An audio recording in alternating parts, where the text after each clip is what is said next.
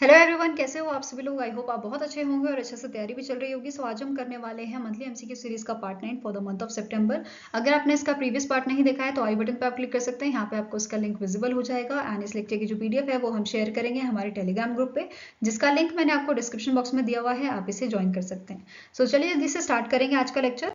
सो पहला यहाँ पे क्वेश्चन है, which ministry has launch the dedicated website to monitor Swachhata campaign 3.0 and special campaign for disposal of pending matters 2023। तो इनमें से कौन सी मिनिस्ट्री है जिन्होंने यहाँ पे एक डेडिकेटेड वेबसाइट लॉन्च की थी स्वच्छता कैंपेन के लिए 3.0 के लिए and special campaign for the disposal of pending matters. So answer is option number B, ministry of science and technology ने इसे लॉन्च किया था। अब यहाँ पे जो है आपका department of administrative and reforms and public grievance जो है ये आपका नोडल डिपार्टमेंट है for the implementation of this campaign. And वहीं पे अगर बात की जाए डिजाइन और डेवलप इसे किसने किया है तो it is done by the National Informatics Centre, जो Ministry of electronics and information technology के अंडर आता है। ठीक है, नाउ नेक्स्ट आपका क्वेश्चन है, name the state that has launch a Kalaignar Magalir Urimai Thittam, a women's rights grant scheme to provide financial assistance of ₹1,000 per month for women who are recognized as a head of the family। तो answer यहाँ पे आपका हो जाएगा, इस scheme को launch किया था तमिलनाडु ने। ठीक है, answer is option number C. अब यहाँ पे एलिजिबिलिटी की बात करें तो यहाँ पे जो फैमिली है, ठीक है, फैमिली की जो एनुअल इनकम है वो आपकी 2.5 लाख से कम होनी चाहिए। ठीक है, एंड इनके पास लेस देन 5 एकड़ ऑफ वेटलैंड होना चाहिए। ठीक है, मतलब अगर 5 एकड़ से कम इनके पास वेटलैंड है तो ये एलिजिबल हैं, या फिर 10 एकड़ जो है ड्राई लैंड होना चाहिए। इसके अलावा इनकी जो आपकी कैपेसिटी इलेक्ट्रिसिटी पर ईयर की जो आपका यूसेज जो है बेसिकली वो होना चाहिए 3600 यूनिट्स का। ठीक है, इसके अलावा जो आपका जो पर्सन है, जो विमेन है, वो तमिलनाडु के रेजिडेंट होने चाहिए साथ में ही। और जो इनकी एज जो है, एज क्राइटेरिया क्या दिया गया है, इट इज अबव 21 ईयर्स। तो अगर आप विमेन हैं तमिलनाडु से एंड आप ये सारे एलिजिबिलिटी क्राइटेरिया को फॉलो करते हैं, in that case you are eligible for this scheme.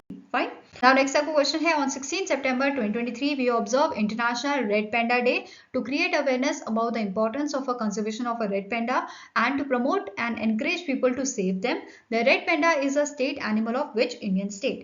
तो सबसे पहले यहाँ पे बात करते हैं इंटरनेशनल रेड पेंडा डे की, जो 16 सितंबर को ऑब्जर्व किया था हमने 2023 में। एंड एनुअल बेसिस पे इसे हर साल थर्ड सैटरडे को मनाया जाता है, थर्ड सैटरडे ऑफ सितंबर को। ठीक है, ये ध्यान में रखना है। और सबसे पहला इंटरनेशनल रेड पेंडा डे जो था वो हमने 2010 में ऑब्जर्व किया था। ठीक है, ये चीजें क्लियर है।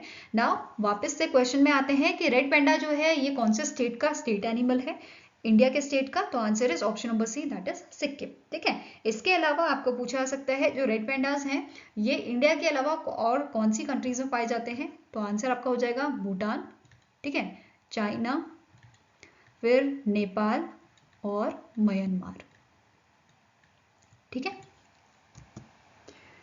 now next is which state has launched a grey Aadhaar scheme to financially support homemakers। तो इनमें से कौन सा स्टेट है जिसने रिसेंटली ग्रे आधार स्कीम जो है वो लॉन्च की है। तो answer is option number A, that is Goa. Goa के जो सीएम है प्रमोद सावंत, इन्होंने स्कीम को लॉन्च किया था। ठीक है, एंड जो स्कीम है, ये जो इनिशिएटिव है, इसे ऑर्गेनाइज किसने किया है, directorate of women and child development ने। ठीक है, इसके अलावा जो ये स्कीम है, इस स्कीम के तहत यहाँ पे 1500 का जो है फाइनेंशियल सपोर्ट दिया जाएगा होम मेकर्स को। ठीक है, इसके अलावा यहाँ पे इन्होंने और इनिशिएटिव भी लॉन्च किए थे, जैसे यहाँ पे इन्होंने जो है लॉन्च किया है छावत ई बाजार टू एम्पावर गांव entrepreneurs and self help groups. ठीक है, ये एक आपका डिजिटल इनिशिएटिव है अंडर दी स्वयं पूरा गांव प्रोग्राम, जो ऑर्गेनाइज किया था directorate of planning and statistics and evaluation ने। ठीक है, इसके साथ साथ यहाँ पे एक ऑनलाइन पोर्टल भी लॉन्च किया गया है जिसका नाम क्या है, छावत ई बाजार। ठीक है, जिन्होंने बेसिकली इंटीग्रेशन किया है स्विगी ऐप के साथ। ठीक है, फॉर सीमलेस ऑर्डरिंग। इसके अलावा यहाँ पे जो गांव के एंटरप्रेन्योर्स हैं या सेल्फ हेल्प ग्रुप जो हैं, ये इनको कांटेक्ट कर सकते हैं इस नंबर के थ्रू, ताकि ये इस प्लेटफॉर्म को ज्वाइन कर पाए, इनके जो प्रोडक्ट्स हैं उसको ऑनलाइन बेचने के लिए, उनको सेल करने के लिए। ठीक है, नाउ नेक्स्ट आपका पॉइंट है कि जो यहाँ के सीएम है प्रमोद सावंत जी, इन्होंने यहाँ पे फ्लैग ऑफ किया है छावत ई बाजार व्हीकल। ठीक है, इसके अलावा यहाँ पे एक गोवा टैक्सी ऐप भी लॉन्च की गई थी, ठीक है, by the CM of Goa. Now next आपका क्वेश्चन है, recently in September the Udhampur railway station is renamed as a Martyr Captain Tushar Mahajan railway station. The Udhampur railway station is located in Udhampur district of Dash। तो बहुत common district है ये उधमपुर, इसके बारे में news काफ़ी आती रहती है। तो उधमपुर का जो आपका उधमपुर डिस्ट्रिक्ट का जो उधमपुर रेलवे स्टेशन था, इन्हें इस रेलवे स्टेशन का नाम रखा गया है कैप्टन तुषार महाजन रेलवे स्टेशन के नाम पे। तो आंसर आपका यहाँ पे क्या हो जाएगा, ये उधमपुर जो डिस्ट्रिक्ट है ये लोकेटेड है आपका जम्मू एंड कश्मीर में। ठीक है, आंसर इज ऑप्शन नंबर ए, ये ध्यान में रखना है आपको। अब यहाँ पे क्वेश्चन इस टाइप से बन के आ सकता है कि आपको जो है बहुत सारे कैप्टन्स का, जो शहीद कैप्टन है हमारे, उनका नाम दे दिया जाएगा और पूछा जाएगा कि इनमें से कौन से कैप्टन के नाम पे उधमपुर रेलवे स्टेशन का नाम रखा गया है। ठीक है, उसे रीनेम किया गया है। नेक्स्ट आपका क्वेश्न है, the chief justice of India DY Chandrachud recently in September announced that the Supreme Court of India has broadened the National Judicial Data Grid Portal, a flagship project of a e-court initiative. The National Judicial Data Grid Portal is developed by which among the following? तो इसे किसने develop किया है, इसे develop किया है national informatics centre ने, जो आपका ministry of electronics and information technology के अंडर आ जाता है। तो answer is option number B. ठीक है, ये ध्यान में रखना है आपको। ये एक तरह से जो पोर्टल है ये आप समझ सकते हो एक नेशनल रिपोजिटरी है, जहाँ पे जो आपके केसेस चल रहे हैं या जो पेंडिंग है या जो डिस्पोज हो चुके हैं केसेस, उनसे रिलेटेड सारी इंफॉर्मेशन यहाँ पे आपको मिल जाएगी। ठीक है, इसके अलावा जो ये पोर्टल है ये बेसिकली एक मॉनिटरिंग टूल है, जिसका काम क्या है, आइडेंटिफाई करना, मैनेज करना और जो भी पेंडिंग केसेस हैं उनको रिड्यूस करना। ठीक है, नेक्स्ट आपका क्वेश्चन है, the defence acquisition council recently in September granted acceptance of necessity for a 9 procurement proposal worth ₹-crore. तो रिसेंटली यहाँ पे जो डिफेंस एक्विजिशन काउंसिल है, इन्होंने एक्सेप्टेंस ऑफ नेसेसिटी, या बोल सकते हो यहाँ पे जो प्रपोजल इन्होंने दिए थे प्रोक्योरमेंट प्रपोजल, उनको यहाँ पे इन्होंने एक्सेप्ट कर लिया है और उसको जो है अनुमति दे दी है। ठीक है, तो आंसर यहाँ पे आपका क्या हो जाएगा, ऑप्शन नंबर डी। ये जो प्रोजेक्ट्स हैं ये आपके 45,000 करोड़ के प्रोजेक्ट्स हैं, 9 प्रोजेक्ट्स जो आपका इंडियन नेवी, इंडियन आर्मी और इंडियन एयरफोर्स के प्रोक्योरमेंट प्रोजेक्ट्स हैं। ठीक है, इसके अलावा यहाँ पे आपको नोट करना है कि जो प्रोक्योरमेंट्स हैं ये आपके सोर्स किए जाएंगे इंडियन वेंडर से। ठीक है, ताकि जो हमारा आत्मनिर्भर भारत है, वो जो इनिशिएटिव है उसके तहत यहाँ पे काम किया जा सके। ठीक है, ये ध्यान में रखना है। नाउ नेक्स्ट यहाँ पे बात करते हैं प्रोक्योरमेंट की। इंडियन आर्मी की अगर बात की जाए, ठीक है, इंडियन आर्मी के लिए यहाँ पे जो प्रोक्योरमेंट फाइनल किया गया है या अप्रूवल दिया गया है, वो दिया गया है light armoured multipurpose vehicle, that is LAMV, and integrated surveillance and targeting system, that is ISET-S। ठीक है, इसके अलावा यहाँ पे जो डिफेंस एक्विजिशन काउंसिल है, इन्होंने क्लियर किया है प्रोक्योरमेंट किसका, high mobility vehicle gun towing vehicles for a swift mobilisation and deployment of artillery guns and radars. ठीक है, अब इन प्रोक्योरमेंट की मदद से इंडियन आर्मी की प्रोटेक्शन, मोबिलिटी, अटैक कैपेबिलिटी और सर्वेबिलिटी जो है वो एनहांस होएगी। ठीक है, इसके अलावा इंडियन एयरफोर्स की बात की जाए तो यहाँ पे जो एवियोनिक अपग्रेड है टोरिनोर एयरक्राफ्ट का, उसके लिए अप्रूवल दिया गया है। फिर procurement of a Dhruvastra short range air to air surface missile, इसके अलावा ALH-MK4 हेलीकॉप्टर्स एंड यहाँ पे 12 Su-30 MKI एयरक्राफ्ट जो हैं इनको यहाँ पे अप्रूवल दिया गया है। ठीक है, अब इस प्रोक्योरमेंट से जो इंडियन एयरफोर्स है इनकी ऑपरेशन एक्यूरेसी एंड रिलायबिलिटी बढ़ेगी। ठीक है, इसके अलावा इंडियन नेवी की बात करें तो DAC ने यहाँ पे अप्रूवल दिया है for the next generation survey vessel for the Indian navy which will greatly enhance the capabilities in performing hydrographic operations. तो हाइड्रोग्राफिक ऑपरेशंस को यहाँ पे एनहांस करने के लिए नेक्स्ट जनरेशन सर्वे वेसल्स को जो है अप्रूवल दिया गया है। ठीक है, नेक्स्ट क्वेश्चन है, recently in September the Professor Ramesh Chand, member of Niti Aayog, launched the Unified Portal for Agriculture Statistics, that is UPAG, to address data-related governance challenges in agriculture. The UPAG is developed by Dash. तो UPAG जो है आपका, ठीक है, इसे किसने develop किया है, इसे डेवलप किया है आपका department of agriculture and farmers welfare में। ठीक है, जो आपका ministry of agriculture and farmers welfare के अंडर आता है, जिसके आपके यूनियन मिनिस्टर हैं नरेंद्र सिंह तोमर। ठीक है, इसके अलावा UPAG जो है ये आपका पोर्टल है जो ऑफर करेगा फीचर्स जैसे data standardisation, data analysis, granular production estimates, commodity profile reports and plug and play.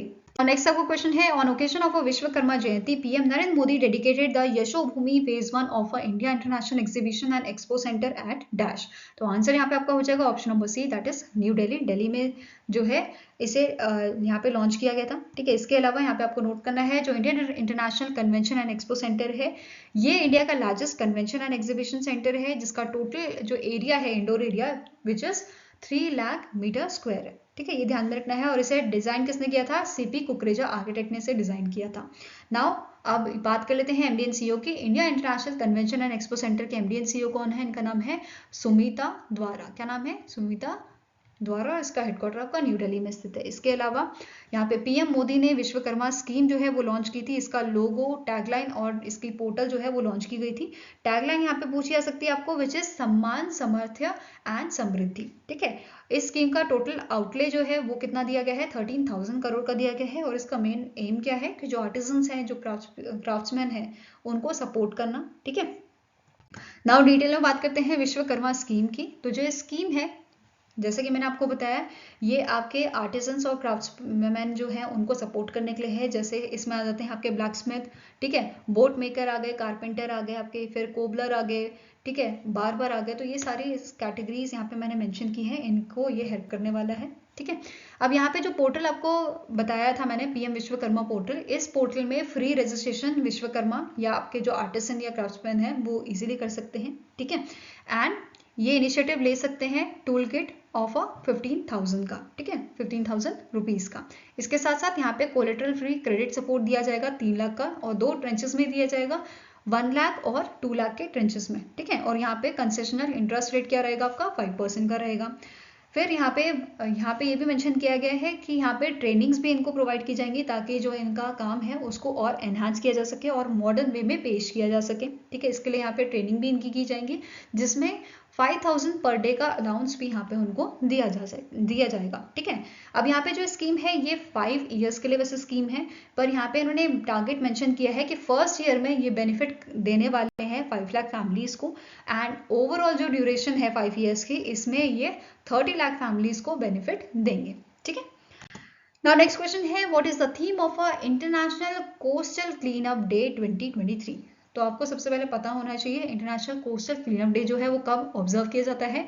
तो ये आपका 3rd सैटरडे ऑफ सितंबर को ऑब्जर्व किया जाता है, जो हमने 16 सितंबर को मनाया था। ठीक है, अब इसकी थीम यहाँ पे पूछी गई है, तो थीम क्या है? #See the change. ठीक है, क्या थीम है? #See the change. ठीक है, ये ध्यान में रखना है। अब इसके साथ साथ नोट करना है, इस ओकेजन पे, international coastal clean up day के ओकेजन पे, जो Indian coast guard region east है, इन्होंने 2 मरीन जो आपके 2 बीचेस हैं वहां पे इसे ऑब्जर्व किया था, या 2 आइकॉनिक बीचेस में इस डे को मनाया था। पहला आपका है मरीना, दूसरा है एलियट बीच, जिसे बेसन नगर के नाम से भी जानते हैं। ये चीज क्लियर हुई। अब जो international coastal clean up day है, ये कौन सी ऑर्गेनाइजेशन जो है ऑब्जर्व करती है एनुअली?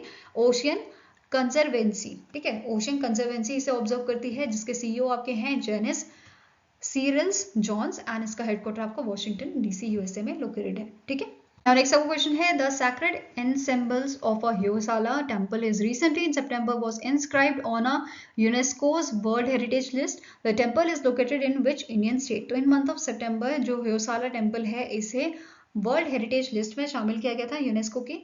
तो और ये जो है 42nd आपका जो है इस लिस्ट का पार्ट बना है। ठीक है, और ये लोकेटेड है आपका कर्नाटका में, ये ध्यान में रखना है। इसके अलावा शांति निकेतन, ठीक है, शांति निकेतन जो आपका वेस्ट बंगाल में लोकेटेड है, ये आपका 47 नंबर पे रहा है इस वर्ल्ड हेरिटेज लिस्ट में। इन दोनों को ही एक साथ इस लिस्ट में जो है शामिल किया गया है, ये आपको ध्यान में रखना है। इसके अलावा कर्नाटका में टोटल आपके 7 वर्ल्ड हेरिटेज जो है जगह हो चुकी हैं, साइट्स हो चुकी हैं, जो इस लिस्ट में शामिल की गई हैं। कौन कौन सी ये हैं? हैम्पी मॉन्यूमेंट्स ऑफ विजयनगरा, ठीक है, 1986 में शामिल किया गया था। फिर 1987 में पतादकल टेम्पल्स को यहाँ पे शामिल किया गया था। फिर वेस्टर्न घाट्स को 2012 में, एंड 2023 में होसारा टेम्पल को। इसके अलावा वेस्ट बंगाल की हम बात कर रहे थे, वेस्ट बंगाल का ये तीसरा है वर्ल्ड हेरिटेज साइट है। सबसे पहला आपका सुंदरबन नेशनल पार्क बना था 1987 में। फिर दार्जिलिंग हिमालयन रेलवे बना था 1999 में, एंड शांति निकेतन जो है ये 2023 में इस लिस्ट में शामिल किया गया है। ठीक है, नाउ इंडिया के पास टोटल 42 यूनेस्को हेरिटेज साइट हो गई हैं। ठीक है, जिसमें से 7 आपके नेचुरल हेरिटेज साइट हैं, एक मिक्स्ड हेरिटेज साइट है, एंड 34 कल्चरल हेरिटेज साइट्स हैं। ये ध्यान में रखना है आपको। एंड ये जो आपके वर्ल्ड हेरिटेज लिस्ट जो है, इसमें जो 2 आपके साइट्स ऐड किए गए हैं, ये अनाउंसमेंट की गई थी जो 45th सेशन हुआ था वर्ल्ड हेरिटेज कमेटी का, जो आपका रियाद में हुआ था, ठीक है, रियाद सऊदी अरेबिया में, ये ध्यान में रखना है, इन मंथ ऑफ सितंबर, ठीक है। इसके अलावा यूनेस्को के आपके डायरेक्टर जनरल पूछे जा सकते हैं, तो इनका नाम क्या है, ऑड्रे आजुलो, ठीक है। और हेडक्वार्टर कहाँ पे है यूनेस्को का आपका, ठीक है, ये लोकेटेड है आपका पेरिस में, पेरिस फ्रांस में, ठीक है। Now next आपका क्वेश्चन है, as per the 2023 Digital Quality of Life Index released by the Surfshark Limited, India ranked dash while dash tops the list। तो जो 2023 का यहाँ पे जो आपका इंडेक्स था, जो आपका 15th एडिशन था, इस एडिशन में इंडिया की जो रैंक थी वो थी 52nd रैंक, और यहाँ पे टॉप किया है फ्रांस ने, ठीक है। आंसर क्या हो जाएगा आपका, ऑप्शन नंबर बी। वहीं पे अगर हम टॉप कंट्रीज की बात करें तो फर्स्ट नंबर पे फ्रांस है आपका, सेकंड पे Finland, third is your Denmark, fourth Germany and fifth is your Luxembourg, ये ध्यान में रखना है। अगर बॉटम 5 कंट्रीज की बात करें तो ये था आपका Tajikistan, Ethiopia, Mozambique, democratic Republic of Congo and Yemen, ठीक है। अब यहीं पे बात की जाए अगर प्रीवियस एडिशन की, ठीक है, तो जो फोर्थ एडिशन था, फोर्थ एडिशन में इंडिया की रैंक आपको पूछी जा सकती है, इंडिया की रैंक थी 59th रैंक, ठीक है। अगर, ठीक है, ये चीज क्लियर हुई। अब इंडिया की जो रैंक है अभी 52nd रैंक है 2023 के एडिशन की। अब इसमें भी आपके 5 पिलर पे बेस्ड ये रिपोर्ट या ये इंडेक्स जो है वो रिलीज किया जाता है। कौन कौन से पिलर हैं, इंटरनेट अफोर्डेबिलिटी जिसमें इंडिया की रैंक थी 28th, internet quality 16th rank, electronic infrastructure 91 rank, electronic security 66 rank and electronic government 35th rank. तो सबसे अच्छा जो परफॉर्मेंस यहाँ पे देखा है इन पिलर में से तो इंटरनेट क्वालिटी का है इंडिया का, उसके बाद आ जाता है आपका इंटरनेट अफोर्डेबिलिटी, फिर electronic government and so on, ठीक है। वहीं पे एक क्वेश्चन आपका ये भी बन सकता है, अगर एशिया रीजन की बात की जाए, ठीक है, एशियन कंट्री या एशिया रीजन की यहाँ पे बात की जाए तो इंडिया की रैंक कितनी थी, तो इंडिया की यहाँ पे रैंक थी 13th, ठीक है। और एशिया रीजन में टॉप किया था आपका सिंगापुर ने, ठीक है। Now next question है, which small finance bank has launched the Maxima saving account and Business Maxima current account designed exclusively for a medium and large business entities। तो इनमें से कौन सा स्मॉल फाइनेंस बैंक है जिसने लॉन्च किया है मैक्सिमा सेविंग अकाउंट और बिजनेस मैक्सिमा करंट अकाउंट। तो आंसर आपका हो जाएगा ऑप्शन नंबर ए, उज्जीवन स्मॉल फाइनेंस बैंक ने इसे लॉन्च किया है। जिसके एमडी कौन है ये पूछा जा सकता है, तो इनका नाम है इतिरा डेविस, और हेडक्वार्टर कहाँ लोकेटेड है, तो बेंगलुरु कर्नाटका में, ठीक है।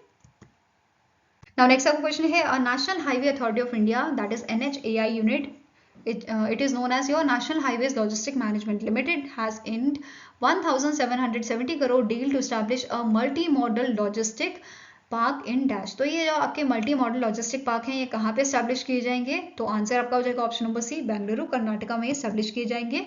एंड ये एमओयू यहाँ पे या ये एग्रीमेंट जो है ये साइन किया गया था between the government special purpose vehicle Bangalore MMLP Private Limited and between the concessionary SPV Path Bangalore Logistic Park Private Limited के बीच में, ठीक है। Now next is name the personality from India along with his team member who has recently in September won the 2023 IG Nobel Prize under the Mechanical Engineering category। तो answer यहाँ पे आपका हो जाएगा ऑप्शन नंबर बी, इनका नाम है अनूप राजप्पन। क्या नाम है, अनूप राजप्पन। इनकी टीम की अगर बात करें तो 5M Jen Louie, Trevor Shimokusu and Daniel Preston, ये सारे यहाँ पे इनकी टीम थी। और ये टीम जो थी इसमें आपके मेंबर थे यूएसए से, ठीक है, चाइना से, फिर मलेशिया से। तो ये तीनों कंट्री के मेंबर्स यहाँ पे शामिल थे अलॉन्ग विद इंडियन मेंबर, ठीक है। नेक्स्ट क्वेश्चन है, recently in September the airport authority of India enacted a 2 new dash aircraft with advance state of art flight inspection system into its Flight Inspection Unit fleet to carry out calibration of a ground navigation and landing aids। तो इनमें से कौन सा aircraft जो है, 2 नए aircraft जो हैं वो यहाँ पे आपके रिसेंटली इंडक्ट किए गए हैं। तो आंसर इज ऑप्शन नंबर ए, इसका नाम है B360, ठीक है, क्या नाम है, B360। अब यहाँ पे आपको जो है एयरपोर्ट अथॉरिटी ऑफ इंडिया जो है AAI, इसके बेस्ड आपका क्वेश्चन बन सकता है कि जो एयरपोर्ट अथॉरिटी ऑफ इंडिया है ये क्या काम करती है। तो बेसिकली इसका मेन जो काम होता है वो होता है एयरपोर्ट को ऑपरेट करना, ठीक है। जैसे यहाँ पे इसका काम होता है कि ये एयर ट्रैफिक कंट्रोल जो है वो प्रोवाइड करता है, फिर यहाँ पे जो कंस्ट्रक्शन या ऑपरेशंस होते हैं वो रिस्पॉन्सिबल होता है इन सब के लिए, ठीक है। फिर आपके जो कम्युनिकेशन हो गए, नेविगेशन हो गए, सर्विलियंस जो हो गए, ये सारा कौन देखता है, ये सारा काम आपका होता है एयरपोर्ट अथॉरिटी ऑफ इंडिया का, ठीक है। Now next question है, name the country that won 16th edition of Asia Cup 2023 held in Colombo, Sri Lanka. तो जो एशिया कप है 16th एडिशन बेसिकली जो था आपका, जो कोलंबो श्रीलंका में हुआ था, इसे जीता है इंडिया ने। आंसर आपका हो जाएगा ऑप्शन नंबर सी। और इंडिया ने डिफीट किसे किया है? इंडिया ने डिफीट किया है आपका श्रीलंका को, ये ध्यान में रखना है। इसके अलावा यहाँ पे आपको एक क्वेश्चन बन सकता है कि टोटल कितनी टीम थी? टोटल आपकी 6 टीम थी। एक अफगानिस्तान हो गया, बांग्लादेश, इंडिया, नेपाल, श्रीलंका और आपका हो गया पाकिस्तान। ठीक है, 6 टीम थी, जिनमें से एक टीम ने यहाँ पे डेब्यू किया था एशिया कप में। कौन सी ये टीम है? ये टीम है आपकी नेपाल की। ठीक है, नेपाल ने आपका जो है डेब्यू किया था एशिया कप में, ये ध्यान में रखना है। अब यहाँ पे एक क्वेश्चन और स्टैटिक से बन सकता है, जो एशियन क्रिकेट काउंसिल है, जो ऑर्गेनाइज जिसने किया था इस एशिया कप को, ठीक है, उसके प्रेसिडेंट कौन है? इनका नाम है जय शाह। क्या नाम है? जय शाह। ठीक है, अब यहाँ पे इंपॉर्टेंट पॉइंट्स देख लेते हैं एशिया कप से रिलेटेड। जैसे जो 16th एडिशन था, इसे को होस्ट किसने किया था? तो पहली बार इसे 2 कंट्री ने को होस्ट किया था, श्रीलंका और पाकिस्तान ने। ठीक है, सेकेंड पॉइंट यहाँ पे आपको नोट करना है, इंडिया जो है, इंडिया के पास सबसे ज्यादा एशिया कप के टाइटल यहाँ पे हो गए हैं। ठीक है, 8 टाइटल्स। इसके बाद श्रीलंका के पास जो है यहाँ पे आपके सेकेंड मोस्ट जो है सक्सेसफुल टीम का टाइटल है। बेसिकली इनके पास जो है 6 टाइटल्स हैं, पाकिस्तान के पास यहाँ पे 2 टाइटल हैं। ठीक है, नाउ नेक्स्ट बात करते हैं मैन ऑफ द मैच की। तो ये दिया गया था आपका मोहम्मद सिराज को। Man of the series Kuldeep Yadav. Most run Shubham Gill which is 302 run. Most wickets की बात करें तो मथीशा पथिराना जो श्रीलंका के हैं, इन्होंने यहाँ पे 11 विकेट्स ली थी। वेरेस विराट कोहली जो है ये फास्टेस्ट बैट्समैन बने हैं, जिन्होंने 13,000 रन यहाँ पे स्कोर किए हैं ओडीआई में। ठीक है, वनडे इंटरनेशनल में। और ये आपका जो आपका टाइटल है, या बोल सकते हो ये जो रिकॉर्ड है, ये विराट कोहली से पहले कौन से प्लेयर के नाम पे था? तो सचिन तेंदुलकर। ठीक है, ये ध्यान में रखना है। कभी कभी क्वेश्चन आपका इस टाइप से भी पूछ लिया जाता है कि इन्होंने किसका रिकॉर्ड तोड़ा है। ठीक है, कुलदीप यादव जो है ये फास्टेस्ट इंडियन स्पिनर बने हैं, जिन्होंने 150 विकेट्स जो है एक ओडीआई में ये रीच किया है। ठीक है, फिर शुभम गिल की बात करें तो शुभम गिल जो है ये फर्स्ट बैटर बने हैं, जिन्होंने 1000 ओडीआई रन जो है स्कोर किए हैं इन 2023। इसके अलावा Siraj becomes the first Indian bowler to bag 4 wickets in 1 over in a one day international. ठीक है, तो इन्होंने भी रिकॉर्ड यहाँ पे बनाया है। द नेक्स्ट क्वेश्चन है, world patient safety day is annually observe world wide on dash. तो आपका जो वर्ल्ड पेशेंट सेफ्टी डे है, ये कब ऑब्जर्व किया जाता है? ये आपका होता है 17 सितंबर को। और सबसे पहले 2019 में हमने जो है पहला world patient safety day observe किया था। ठीक है, अब इसकी थीम यहाँ पे पूछी जा सकती है, which is engaging patients for patient safety. Engaging patients for patients safety.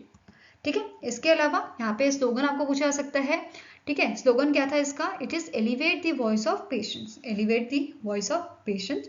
और वर्ल्ड पेशेंट सेफ्टी डे के ओकेजन पे जो नेट हेल्थ है, health care federation of India, इन्होंने एक एमओयू साइन किया था NAV के साथ, which is national accreditation board of hospital and health care provider, to promote and enhance the patient safety and improve health care quality. ठीक है, now next is, how many artisans were conferred with the Sangeet Natak Academy Amrit Awards 2022 from Vice President of India, that is Jagdeep Dhankar। ठीक है, तो कितने लोगों को award दिया गया है? ये अवार्ड दिया गया है 84 आर्टिसंस को, जिसमें से आपके 70 मेन हैं एंड 14 विमेन हैं। ठीक है, ये ध्यान में रखना है।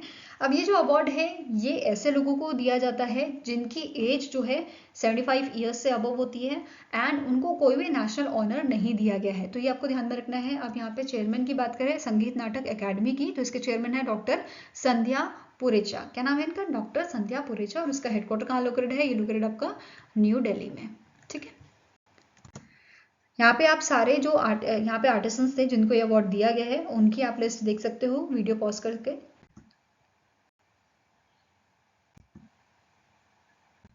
Now next question है, recently in September the government has launched the Kisan Rin Portal Weather Information Network Data System Manual and Door-to-Door Kisan Credit Card Campaign, जिसे घर घर KCC अभियान भी बोला गया है, during the event at a Pusa Complex, New Delhi, Delhi.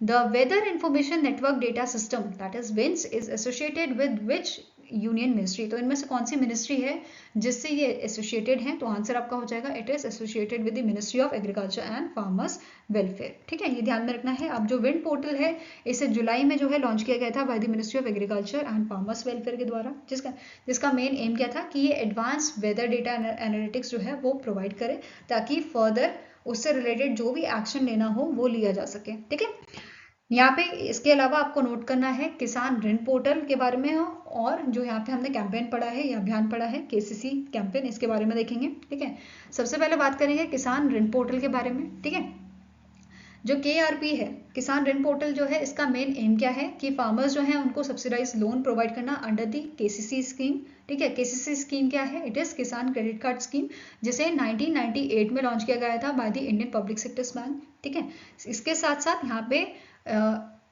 ये assist करेंगे in availing the subsidized agriculture credit through the MIS which is modified interest subvention scheme। ठीक है, इसके अलावा यहाँ पे आपको इंपॉर्टेंट पॉइंट नोट करना है, दैट इज यहाँ पे मैंडेटरी कर दिया गया है बैंक्स के लिए कि ये सारा जो रेलिवेंट डेटा है वो यहाँ पे ये प्रोवाइड करेंगे किसान ऋण पोर्टल को। इसके अलावा यहाँ पे ये भी इन्होंने मेंशन किया था कि as of 30 March 2023 total 7.35 crore KCC accounts जो हैं वो यहाँ पे जो है शामिल, या इनका जो अकाउंट है बेसिकली वो ओपन किए गए हैं, एंड यहाँ पे इन अकाउंट्स में सैंक्शन किया गया है अमाउंट 8.85 लाख करोड़ का। ठीक है, इसके अलावा यहाँ पे बात की जाएगी आपका अभियान की, KCC घर घर अभियान, door to door KCC campaign. इस कैंपेन को जो है 1 अक्टूबर को लॉन्च किया गया था और ये 31 दिसंबर तक आपका चलेगा। इसका मेन एम क्या है कि 1.5 करोड़ बेनिफिशरीज जो आपके प्रधानमंत्री किसान सम्मान निधि के हैं उनको कनेक्ट किया जाए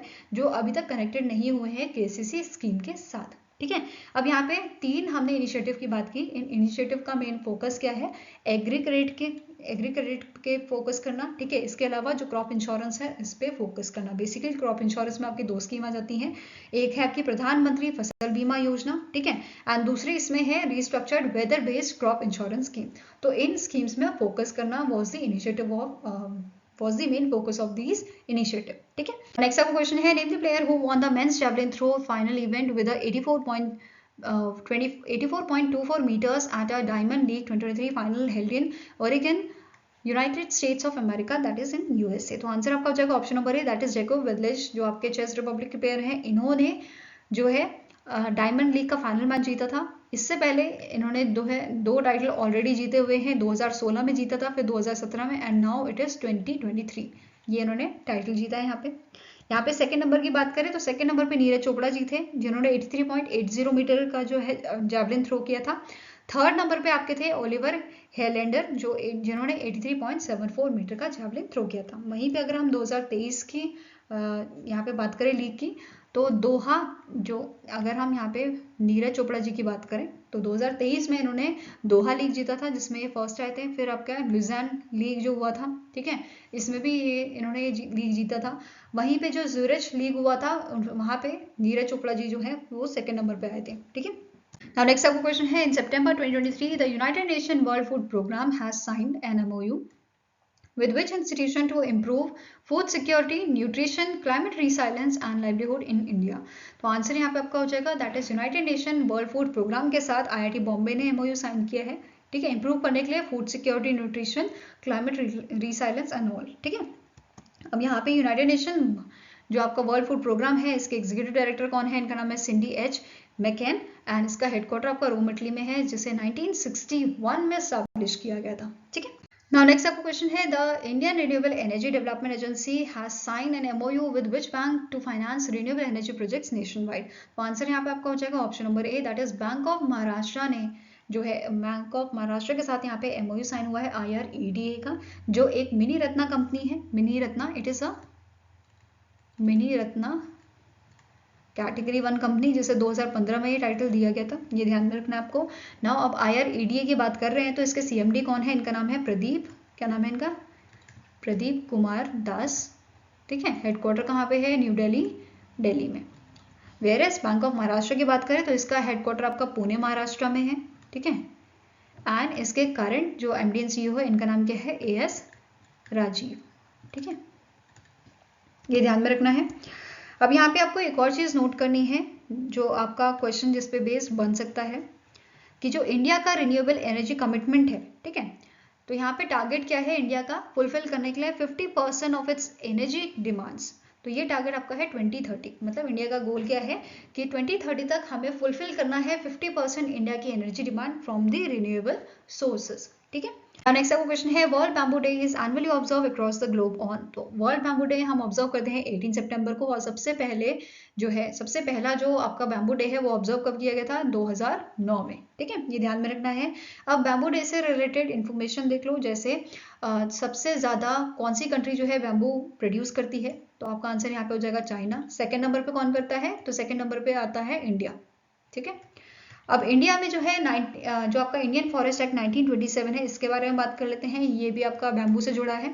तो इंडियन फॉरेस्ट एक्ट 1927 के तहत जो आपका बैम्बू है, ठीक है, बैम्बू को ट्री की कैटेगरी में डाल दिया गया था, जिसकी वजह से इसकी कटिंग और इसका जो ट्रांसपोर्टेशन था वो बंद हो गया था, ठीक है। अब वहीं पे अब इस एक्ट में जो है इंडियन फॉरेस्ट एक्ट 1927, इसमें अमेंडमेंट किया गया, और 2017 में यहाँ पे अमेंडमेंट क्या हुआ कि जो बैम्बू है वो ट्री की कैटेगरी से हटा दिया गया, जिसकी वजह से यहाँ पे जो आपका बैम्बू था वो ट्रांसपोर्ट होने लगा, उसकी कटिंग जो है लीगल हो गई और उसका ट्रांसपोर्ट होने लगा, जिसकी वजह से उसका जो बिजनेस है वो भी ग्रो करने लगा, ठीक है, ये ध्यान में रखना है आपको। अब जो 2023 का आपका जो वर्ल्ड बैम्बू डे हमने ऑब्जर्व किया था 18 सितंबर 2023 को, उस दिन इस ओकेजन पे यूनाइटेड नेशन ने एक आपकी जो रिपोर्ट है वो रिलीज की थी, which is building material and climate constructing a new future which highlights the role of bamboo in a transition to a bio based building material, ठीक है। नेक्स्ट अब क्वेश्चन है, which of the following organization has recently prepared the global trend in a child monetary poverty according to the International Poverty Lines report with the key findings that children accounted for 52.5% of the total extreme poor population in the world। तो यहाँ पे कौन सी organisation ने इस report को prepare किया है, तो आंसर आपका हो जाएगा world bank group and United nation children fund, ठीक है, इन दोनों ने मिलकर इसे प्रिपेयर किया है, तो आंसर हो जाएगा बोथ ए एंड बी, ये ध्यान में रखना है। इसके अलावा इस रिपोर्ट में मेंशन किया गया था दैट इज 2013 में, ठीक है, जो पुअर पॉपुलेशन थी वो कितनी थी, 47.3% की थी, अब ये इंक्रीज होके 2022 में कितनी हो गई है, 52.5% हो गई है। इसके अलावा यहाँ पे इन्होंने मेंशन किया था इस रिपोर्ट में कि इंडिया में 11.5% which is 52 million of the Indian childrens live in a extremely poor household, ठीक है। इसके अलावा सब सहारा अफ्रीका और साउथ एशिया की इन्होंने बात की, जहाँ पे highest number of poor childrens रहते हैं, जिसमें इन्होंने मेंशन किया 90% जो बच्चे हैं, ठीक है, पुअर चिल्ड्रन, वो यहाँ पे ही रहते हैं, ठीक है, इन एरियाज में रहते हैं।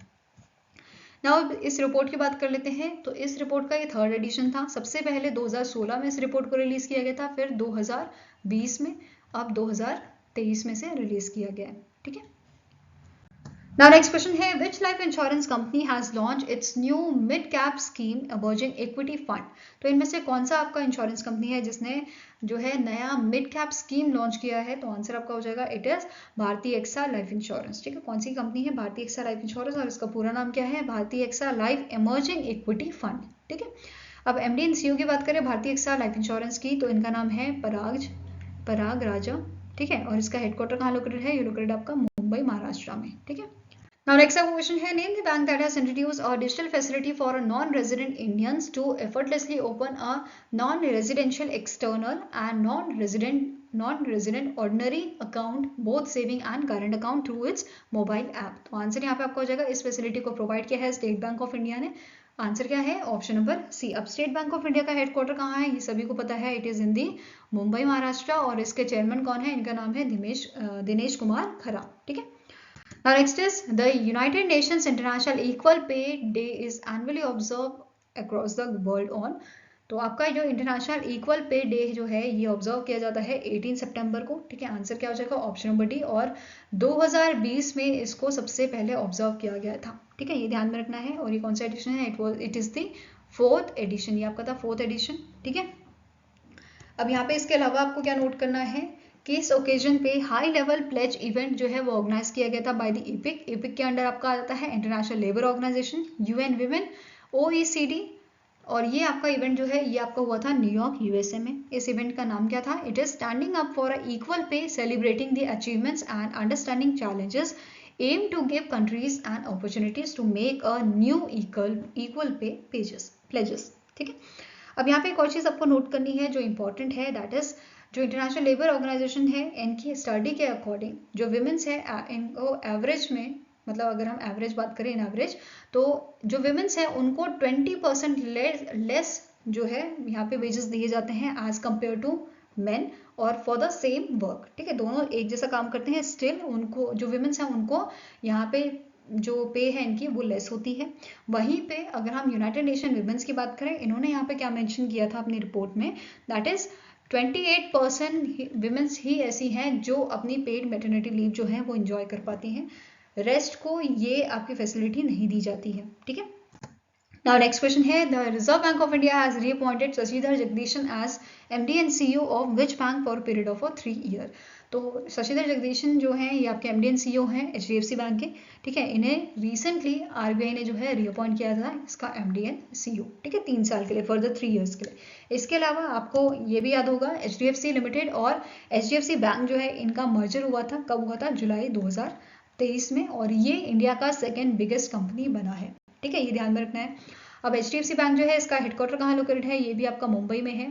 ठीक है, मुंबई महाराष्ट्र में, एंड MD and CEO हम इसके डिस्कस ही कर चुके हैं, शशिधर जगदीशन। ठीक है, नाउ नेक्स्ट क्वेश्चन है, which ministry has inaugurated the Udan Bhawan and integrated office complex at a Safdarjung airport in Delhi? तो आंसर यहाँ पे आपका हो जाएगा, that is it is inaugurated by the ministry of civil aviation. ठीक है, किसने इनॉग्रेट किया था? मिनिस्ट्री ऑफ सिविल एविएशन है, जिसके आपके मिनिस्टर कौन है? Jyotiraditya Scindia, union minister. ठीक है, इसके साथ साथ यहाँ पे लॉन्च किया गया था e wallet facility ministry of civil aviation के लिए। ठीक है, ये ध्यान में रखना है, जिसका नाम है भारत कोष एडवांस डिपॉजिट या e wallet. So I hope guys आपको ये वीडियो पसंद आया हो। अगर पसंद आया तो लाइक एंड शेयर जरूर कीजिएगा और हमारे साथ जुड़ने के लिए हमारे चैनल को सब्सक्राइब कीजिएगा। अगर आपके कुछ सजेशन है तो आप हमें मेल कर सकते हो benchmarkstudy007@gmail.com पे, या फिर आप हमें कमेंट सेक्शन में भी लिख सकते हैं। सो मिलेंगे ऐसे नेक्स्ट वीडियो के साथ। Till then take care, have a nice day and all the best for your preparations.